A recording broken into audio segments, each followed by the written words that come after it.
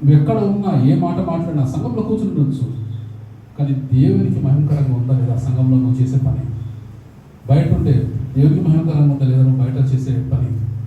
నీ ఆఫీస్లో నేను చాలాసార్లు నిజంగా చెప్తున్నాను, చాలాసార్లు నేను ఎంతోమంది అరే దేవుని బిడ్డలు క్రిస్టియన్స్ మనం సాయం చేద్దాం అనిపించి నా దగ్గర కొద్దిగా ఉద్యోగం పెట్టుకుంటే నా లైఫ్లో ఇప్పటికీ చాలా వరకు అలా ఇన్సిన్సియర్గా ఉండి వెళ్ళిపోయిన వారు ఉన్నారు.